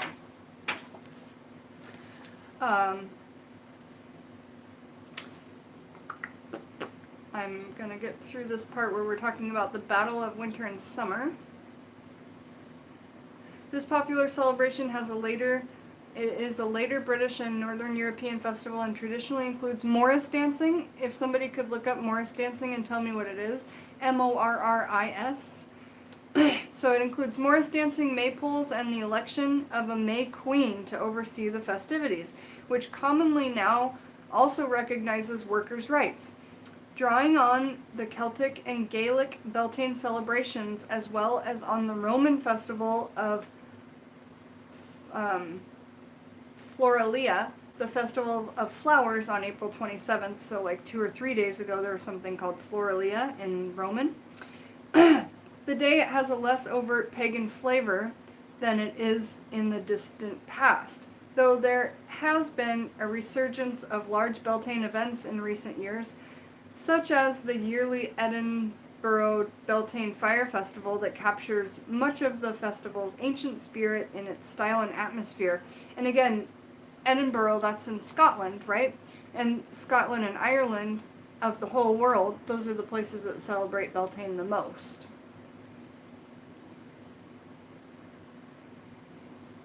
I can't find the date of my first video, and it just says, 11 months ago.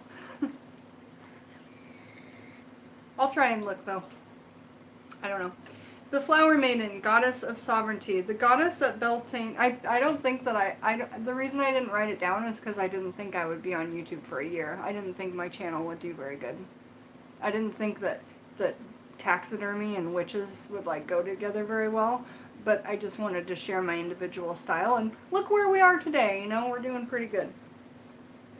And we're pretty individual and unique, so I'm happy with it. But I honestly didn't think that I would do very well. I was going to be happy with like 100 subscribers ever. Yeah. Which brings up the topic. In my channel, I don't want any raids. I don't want any anyone to subscribe that just because. Like, I don't want subscribers just because. And the other day, Steph was talking about it for a long time. You know, about, like, having a bunch of people, but nobody's watching the content. Now, that's not necessarily my grievance, but my grievance is having a ton of people and then having what happened this morning happen from all these raids that happen.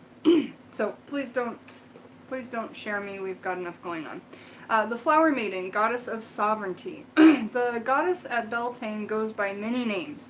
She is the Flower Maiden,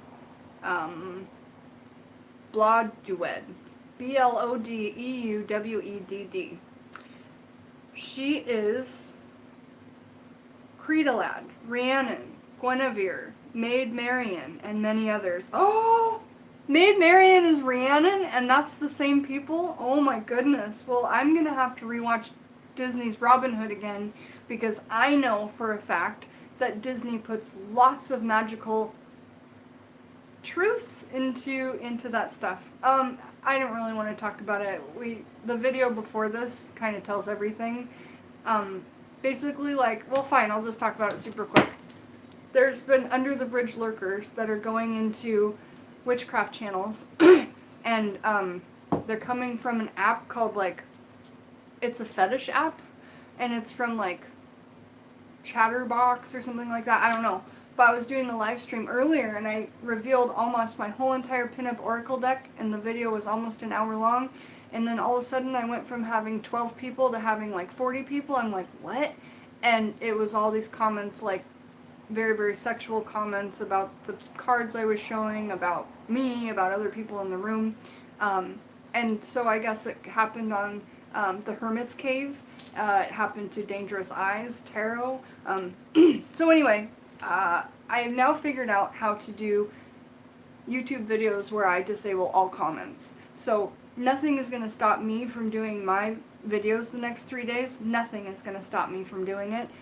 So if I come up live, or if I promptly end this live stream, that is the reason. But I will be coming back straight away, and there'll just be no comments on the feed bar.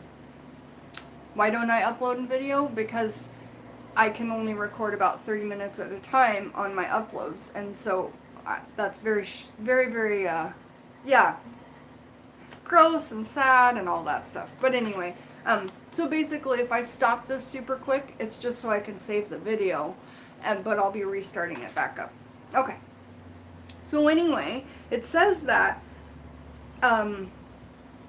Maid Marian, Creedalad, Rhiannon, Guinevere, all the same.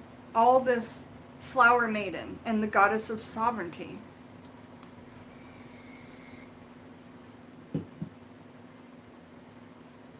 Hey, Starrybug, how are you? Happy Beltane. Happy Beltane Eve. Alright, so often she comes from fairy to the mortal world, and we're talking about the Flower Maiden, the Goddess of Sovereignty. So often she comes from the fairy into the mortal world to be fought over by the Oak King, and the Holly King, a pair of young and old suitors, conferring sacred kingship for a time upon winner of her hand. Often the form of the white mare represents this goddess of the land. So if you ever see a white horse representing that, that's common. And images of white horses are found to be carved into the chalk hillsides of much of Britain. Most notably, the white horse at Uffington in Oxfordshire. Have you ever been to Uffington in Oxfordshire, Thomas? Since you're over there in the UK. And I forget if anybody else in the chat's in the UK. So yeah, Uffington in Oxfordshire. She is also sometimes known as a beautiful cow, especially in Irish legends, where she is associated with Boann and Queen Mawg due to her notable sexual appetites and her connection with cattle. Remember in True Blood? Hold on. Sammy, yes, this video will stay up on the channel either way. If something happens where bad people come in the room, I'll just stop the video and then start it again with no comments. But it'll still be live and we'll still keep going. And you can still keep listening later. Thanks, that's a great question. So, remember in the movie, in the show True Blood, season 2 at the end, Marianne, she was a version of Rhiannon of this flower maiden, and she ends up, there's a scene in the movie where you know it's her, but it's just this white bull, a white cow. And so I think that was, she also sometimes is known as a beautiful cow, especially in Irish legends. I think that's why they put it in there, because I never knew why they showed a picture of a cow in that scene. But now I think I've got it. Alright, hi Sammy, how are you? Nice to see you. True Blood's good. It's one of the ones I like more than others. I have a little bit more respect for it because it holds to legends pretty well. And it brings in so many different kinds of creatures, so...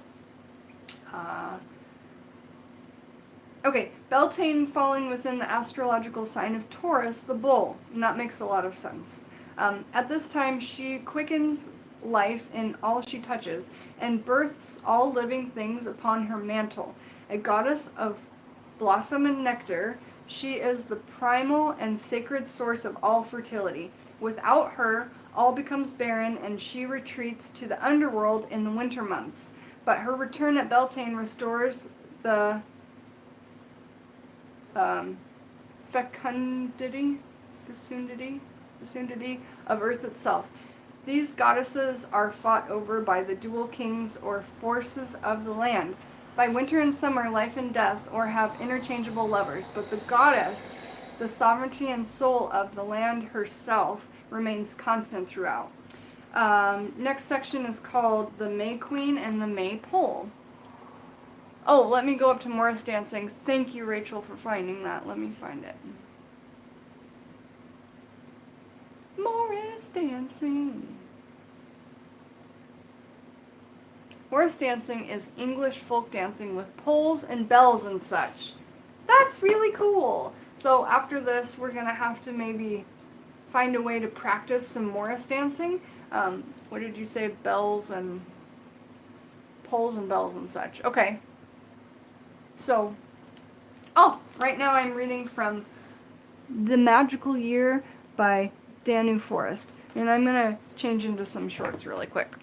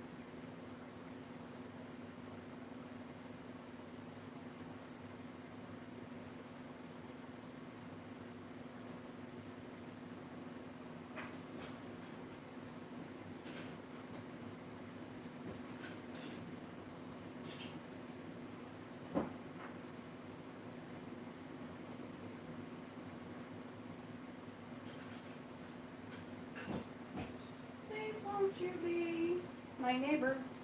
Hey, neighbor.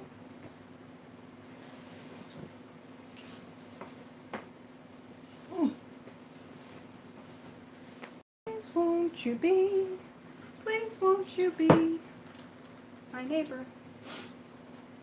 I'm changing my socks, so I thought it would be funny to sing Mr. Rogers. Please won't you be, please won't you be my neighbor. Oh, Fred Rogers. Come on, sock. Well, it's a gorgeous day. I think in a little bit we're going to be able to go outside, and if we find, I don't have any hawthorns near to where I'm at, but if we find something else we could forage perhaps today, like that's blossoming, like cherry blossoms. I've got a tree full of cherry blossoms. What else have we got outside that might have to do with May Day? Well, I've got lots of oats, but that's not something I can forage. As soon as I get my socks on, we're going to get back to reading. Sorry, y'all. How are comments going? Are we still okay? Mr. Rogers says he was a very special person. He was. I watched that newish documentary about Mr. Rogers. Me too! I haven't finished it though. It was on Amazon. Yeah, and like he was a Purple Heart Marine, and he had, nobody knew, but he had full tattoo sleeves and all this stuff. I wish I would have known that. God, if I would have seen that as a kid, think of how many more tattoos I would have. Alright. Wild lettuce. That might be a hard one, but we'll go outside and we'll at least forage some stuff, because when you forage things on this day, the next day, or around Samhain or the days where the veil is thin, I think that those plants, because I'm a big fan of animate, I see plants and objects as animate, not inanimate. So yeah. Anyway, Jen, I'll send you some links on more stancing. That would be great, Thomas. I super appreciate that. So now we're talking about the May Queen and the Maypole, and we are still reading from The Magical Year by Daniel Forrest. Electing a May Queen from among the local girls or young women has been a popular part of May Day festivities for hundreds of years. You know what we have to do, you guys? We have to select a May Queen from our group of friends. It can't be me. I don't want to be it. But let's select a May Queen from our group of friends.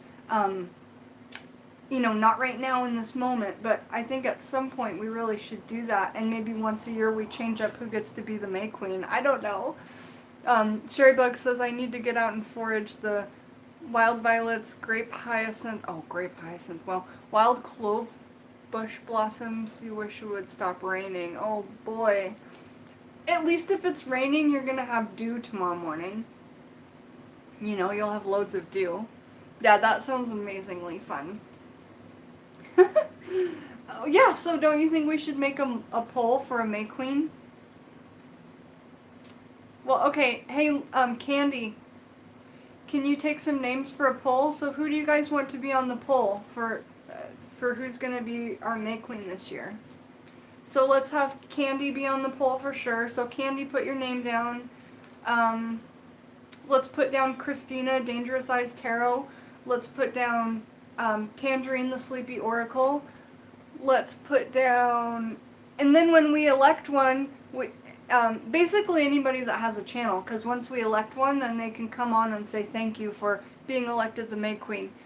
Who are other females that have channels? You can be on the stream. I don't want it to be me because I made it up, I could go in the running next year, but not this year.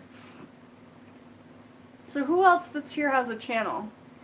And if you guys want to nominate anybody, just say it. Jez? She doesn't have a channel, but if she's willing to make a video to say thank you. So let's really try and I'll note it down right now so we don't forget. The May Queen. We need to elect a May Queen. That'll be a really fun yearly tradition for us. I think that will be so fun.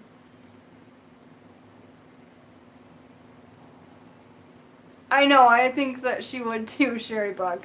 So yeah, does Butterfly have a channel? As long as you've got a channel, you can be in the running. May Queen. So Luna, Dangerous, Tangerine, Candy, and whoever else that's got a channel. Okay, and butterfly. Do we have to be virgins? No, Ricky, I wouldn't think that. Oh, Mandy, for sure. Add Mandy to that list. And butterfly.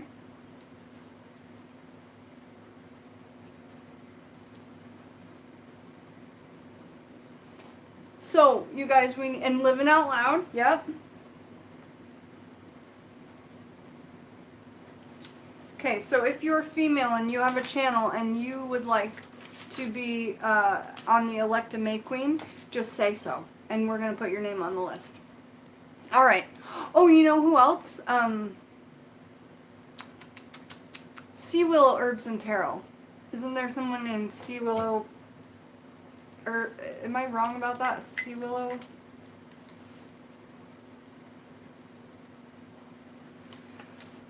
Yeah, Magical Mandy we've got on there. Jen Willowwind. Okay, let's do Jen Willowwind and Junebug. Who's Junebug again? I know it's a nickname. Junebug. Who's Junebug's channel? I always forget. Shauna? It's Shauna's channel, or... Oh, Mandy? I'm so confused. Heather, do you have a channel yet? Miss Heather Foley? And then I promise we'll get back onto the reading. Thomas. No, but on Samhain, we'll elect a king on Samhain. We'll do the queen. So the queen will be in May. And the king will be in October. Or, well, November 1st.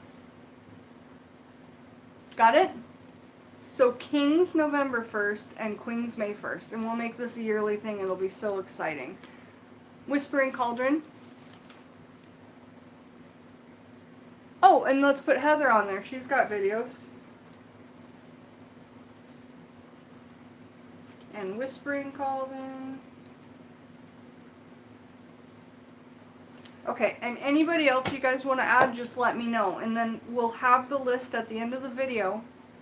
And at the beginning of my next video, I'll also say the list. And then if people... I'll just make a special video for it, okay? And I'll say all the names. And then I'll say whoever you want to vote for, put it in the comments. And then at the end of the day, we'll just take the poll. And then tomorrow we'll announce a May Queen. And that will be so much fun. Yay! How exciting. So yeah, if anybody else wants to be added to the list or you want to add somebody that's a female, just put it in big bold so that I can get it onto my main list, okay? So let me say the whole entire list right now. We have Linnea's Corner, Dangerous Eyes Tarot, Tangerine Layla the Sleepy Oracle, Mandy, Magical Pumpkin Doodle, Butterfly with Hot Tea, Living Out Loud, Sea Willow, Jen Willowwind, Junebug, Heather Foley, and Whispering Cauldron. I think we've got everybody except for, you just said Erica Silvermoon. Oh, well, it's males are going to be in November.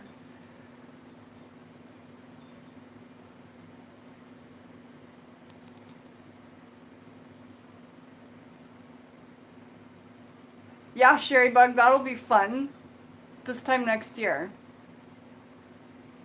I'm excited too, Sherry Bug. Sherry Bug, do you do videos? I forget. And Thomas says, also, you know that Beowulf is a tale of summer conquering winter. Beowulf is a metaphor for summer, and Grendel was whatever. Okay. Oh, right, yeah. Gotta have content. It's going to be a hard choice. They're all wonderful. Alright, cool, you guys. Let's get back into the reading.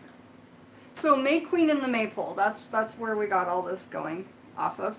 Electing a May Queen from among the local girls or young women has been a popular part of May Day festivities for hundreds of years. A personification of the flower goddess, the May Queen is also in the Catholic religion, seen as a representation of the Virgin Mary. The May Queen leads the May Day procession and initiates the dancing and other festivities, such as dancing around the Maypole. So she's the first one that gets to get up and dance with the Maypole. That's really funny. And she initiates the activities and, you know, things like that. And then next year, when there's a new May Queen, we'll totally do it pageant style, where the old May Queen has to, like, pass it off to the new one. And this is going to be something fun, you guys. Yes. A phallic symbol dance such as dancing around the Maypole, a phallic symbol representing the male aspect of fertility, as well as an axis mundi, a hub around which this world spins. The Maypole harks back to the sacred trees of the pagan days, known in the Irish as bile trees. Okay, now the next thing that we're going to talk about is invoking the May Queen. Nina Bobina's here! Nina, Bobina, banana, Bobina, Nina, Momina, Nina. Yeah, you should make a Maypole tomorrow. It's a great idea. Alright, so, invoking the May Queen. At Beltane, the goddess can help with all aspects of fertility, love, and beauty, as well as with any issues concerning personal sovereignty and power. You may like to call upon her as the May Queen, or as a more specific goddess, such as Crileadad, for whom the gods Gwen and Gwether do battle each Beltane, or as any other goddess that appeals to you. Traditionally, these goddesses would be invoked at dawn, out in nature, but they can hear you whenever and however you call. Try this invocation to Crileadad to get you started, but you could call any flower or fertility goddess you choose in this way, changing the words to suit your needs and hopes. Go out barefoot into your garden at dawn and sprinkle a circle of rose petals around you on the grass. Feel the dew on your feet and look into the blue sky and around at the flowers and plants springing into life. Take 3 deep breaths and say,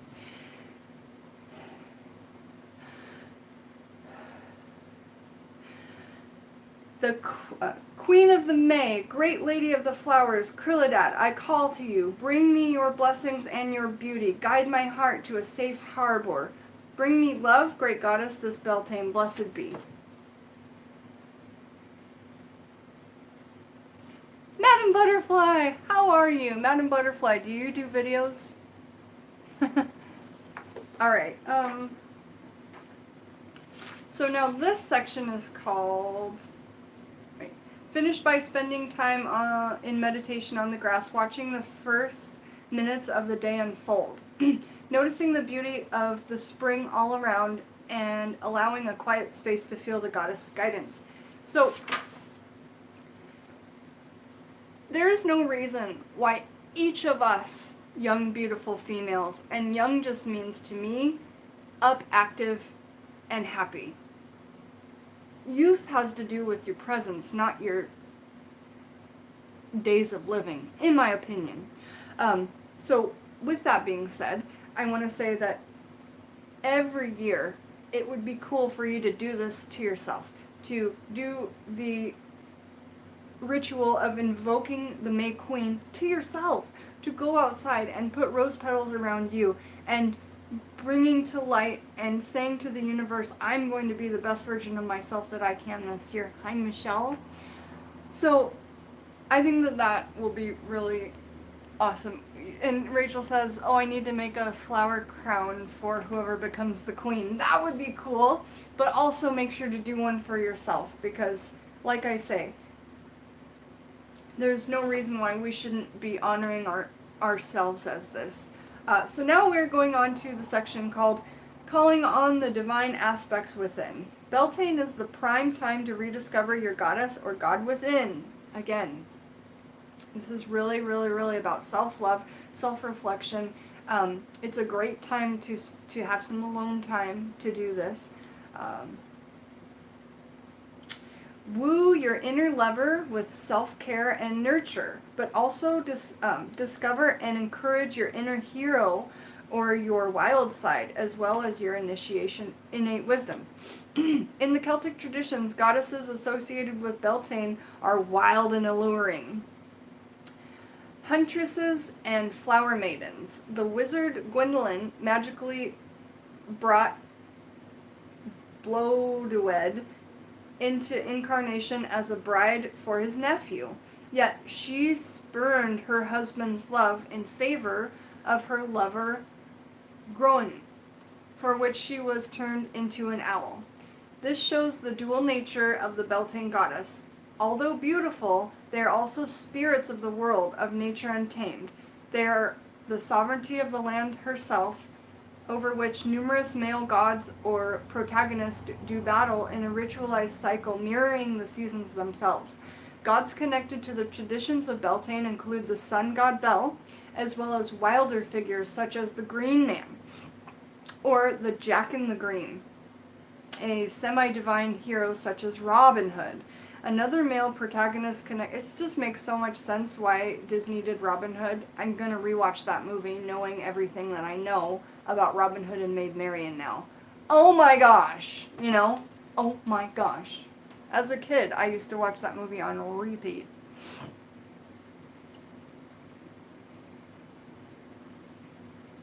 I'm just reading comments real quick.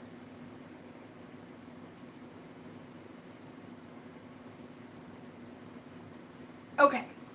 The animated one. Right, the one that was made in the, I think it was early 60s, late 70s. Or, I mean, late 60s, early 70s, I'm not sure. But yes, the animated Disney Robin Hood. Okay, so now we're at the part where it says,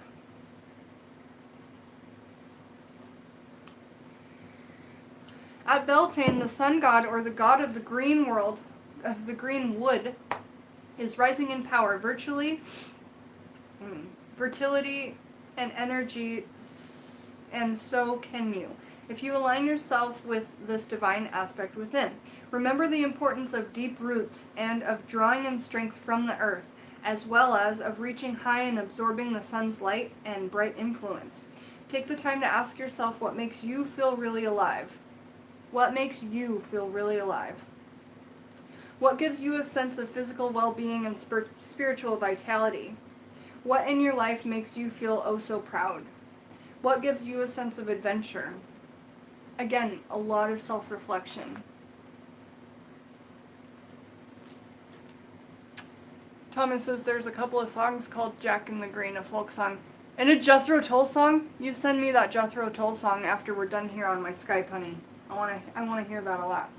Okay, take the time to ask yourself all those things. What in your life makes you feel proud? What gives you a sense of adventure? Deep inside, you know how, and this is the time to enact those ideas. Stand up for yourself and for your dreams. Do not allow yourself to be tamed by circumstances, but let your creativity and determination help you find a life that feels authentic and reflects your nature. Seek out ways to become prouder of yourself, and if necessary, adjust your self-image and even your appearance to take your accomplishments and positive attributes into consideration, so that you can act from a position of self-worth and confidence. Amazing! So now we are going to talk about... Bye, Ricky! Hubby wants to see Endgame. Nice! Enjoy! Happy Beltane. Happy Beltane, Ricky. Thanks for joining us. Okay, so now we're going to talk about the Woodwose. Woodwose. The Woodwose, or Wadwose, is a traditional English figure representing the wild man of the forest in a similar way to the Green Man. Derived from the Old English wudu, W-U-D-U, meaning the wood or the forest, and wasa, meaning being, the Woodwose is featured in the 14th century tale Gawain and the Green Knight. As part of the May Day celebrations, it is traditional in some areas to make a Woodwose costume out of wicker work, cloth, and green leaves, which can be worn by a man or a sequence of men throughout the festivities, as they run and cavort through the crowds, blessing all who come near, and bringing the spirit of the fae and otherworldly wildness into the town. Okay.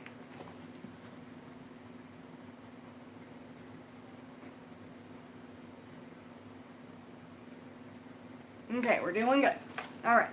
Heart chakra meditation. So that's right here. Heart chakra. Beltane is all about getting in touch with the love in your life. This exercise can help you expand and heal your heart, helping you to access a more loving, heart-centered life. Sitting comfortably with eyes closed, take 3 deep breaths. Take 3 deep calming breaths. With each breath, feel your tension and attention to the day's events slip away and gently return to your focus within. Okay, I want to give you guys an example of 3 breaths. Okay? So, and I'm going to close my eyes. And when I put my fingers up, I'm breathing in. And when I put my fingers down, I'm breathing out. Okay?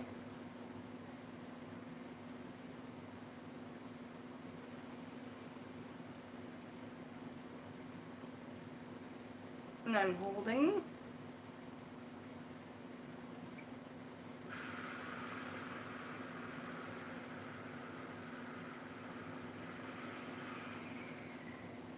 Holding.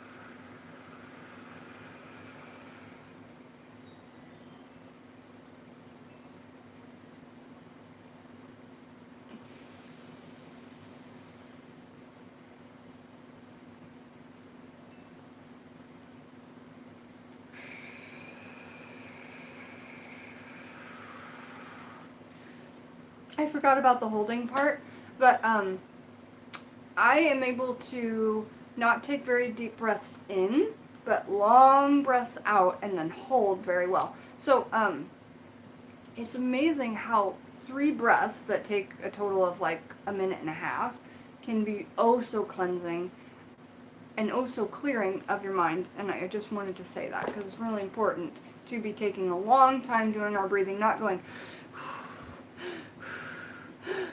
If you do that, you're going to raise your heart rate even more, in my opinion, if you're like, because then it almost reacts as like a panic to the body. Okay, so heart chakra meditation. Expand your heart energy. 3 deep breaths. Where are we at? Sitting comfortably with your eyes closed, take 3 deep calming breaths. With breath, feel your tension and attention to the day's events slip away and gently turn your focus within. Feel the earth beneath you supportive and nurturing, and the heavens above you inspiring and expansive. Now, with another 3 breaths, feel the energy from the earth filling your body. Place your attention above, and for another 3 breaths, feel the energy from the heavens descend and also fill your body, mingling with the earth at your heart center.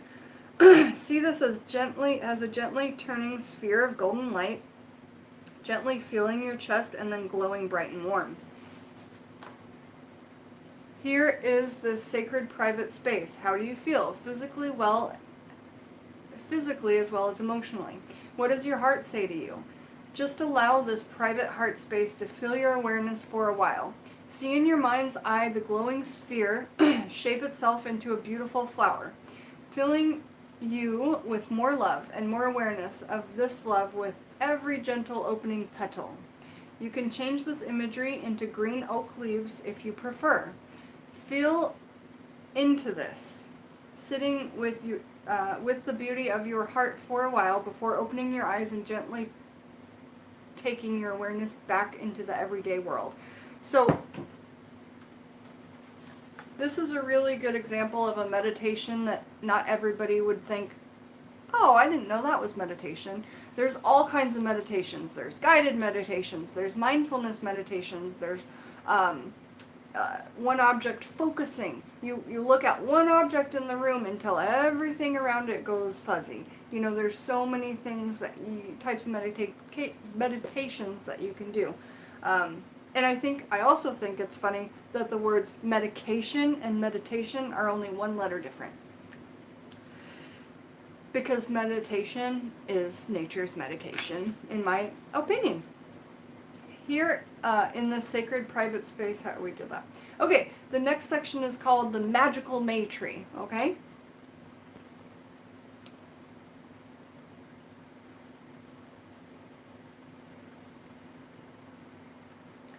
Woodwolves were considered to be either a Sasquatch type of character or some sort of Hermit Grizzly Adams character.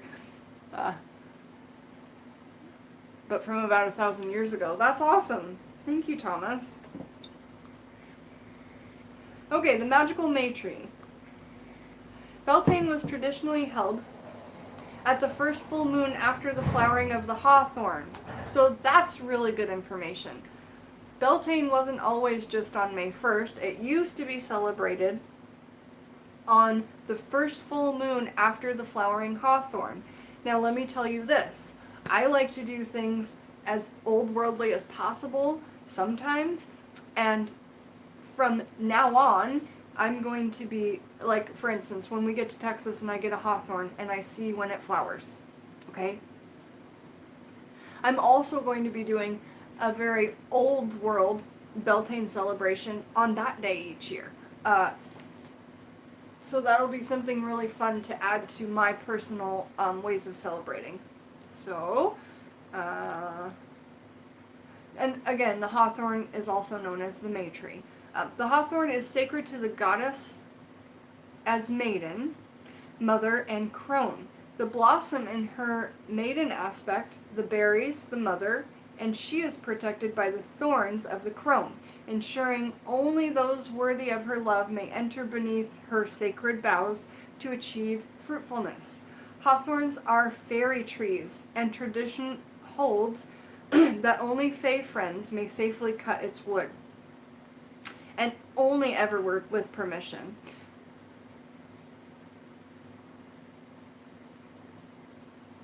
So basically, you need to be a friend of a fairy. So maybe somebody who gives offerings to the fae, things like that. Hawthorns are fae trees, and tradition holds that only fairy friends may safely cut its wood, and only ever with permission. Hawthorn is also associated with the heart. It is useful herbal medicine for heart complaints. And I'm not a doctor, and this is a clue to its ancient magic. To befriend the hawthorn, you must learn the wisdom of the heart, and thereby attain inner sovereignty. Only a king can wed the Queen of May by learning this mystery and proving its worth.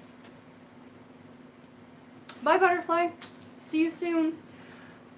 In Wales, it is traditional to decorate the outside of the house with hawthorn at Beltane to call in the blessings of the season. But hawthorn should never be brought inside. This is bad luck, as the fairy revels it. As the fairy revels it, it encourages may wreak havoc throughout the house and home. So if you collect hawthorn, don't bring it inside. If you have a magical like outdoor shed or something, keep it there, or keep it somewhere outside, but don't bring it inside, because you may be receiving havoc. And if any of you have ever worked with the fae, you completely understand fae havoc. Like, it's not always innocent, but it can look as innocent as your keys being lost, you know. But at the same time, fae tricks aren't very funny. They're funny when they're done, but when they're happening to you, they're very, like, frightening and like, what's going on? Terry. Okay. Gotta go feed your family. They're starting to get crumpy. Yeah, I'm glad you made it to a live too. Thanks so much for joining. And the next section is called Paying Honor to the Sacred Hawthorn. So we're gonna find out some ways to pay honor to the hawthorn. We're gonna figure out how to make a flower crown. We're gonna do a bunch of stuff. But what I need to do is take a break from this and get something to drink. And so we'll be coming back to speak through the rest of this book and then talk about what we can find in here. So I would expect to see me back, about 20 minutes, not too long.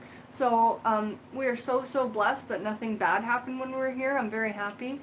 Hi, Anasa Emily, how are you? Make sure you come back and join us, okay? Because we're going to just take a short break so I can hydrate. we'll see you guys soon, and we will again be talking about Beltane and the Wheel of the Year, and perhaps I'll find a sunny spot outside where we can just kind of sit together. Okay? Have a beautiful 20